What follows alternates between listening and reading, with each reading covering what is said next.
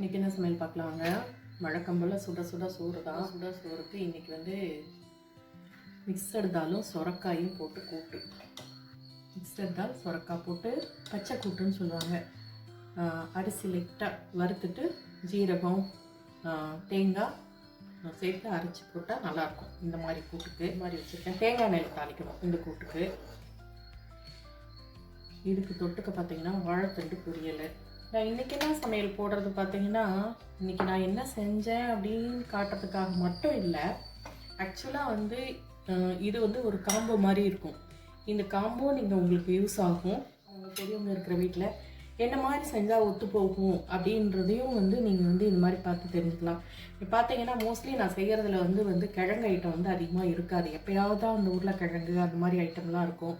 நான் செய்கிறதுல ஆயில் வந்து ரொம்ப ரொம்ப கம்மி. எல்லாத்துலேயுமே பார்த்தீங்கன்னா ஆயில் ஐட்டம் வந்து ரொம்ப நான் ரேராக தான் யூஸ் பண்ணுவேன். அந்த மாதிரி இருக்கும். இதெல்லாம் நீங்கள் தெரிஞ்சுக்கலாம். இதை பார்க்கும்போதே இந்த மாதிரி பண்ணால் நல்லாயிருக்கும், வயசானவங்க இருக்காங்கன்னா இப்படி செய்துக்கலாம் அப்படின்ட்டு. ஒரு உளுந்து மாவு மீறி இருந்தது பார்த்துக்கோங்களேன், வடை மாவு. அதில் வந்து சும்மா கொஞ்சோண்டு குட்டி குட்டியாக ஒரு உருண்டை மாதிரி போட்டேன். பார்த்தீங்கன்னா வெள்ளரிக்காய் லெட்டோஸு சாலடு இவ்வளோதாங்க. இந்த கூட்டுக்கு நெய் வேணுன்ற அவசியம் இல்லை, ஏன்னா தேங்காய் எண்ணெய் தாளிச்சிட்டனால. தேவைப்பட்டால் நெய்யும் ஊற்றிக்கலாம். கூட ரசம் இருக்குது, தயிர் இருக்குது. இவ்வளோ தான் இன்றைக்கி சமையல். இன்னொன்று என்னென்னா, இது வந்து பார்த்திங்கன்னா டயட்டில் இருக்கிறவங்களுக்குமே வந்து சரியாக இருக்கும். ரைஸ் வந்து இவ்வளோ தான் எடுக்கணும், இதுக்கு மேலே எடுக்கக்கூடாது மத்தியானத்துக்கு.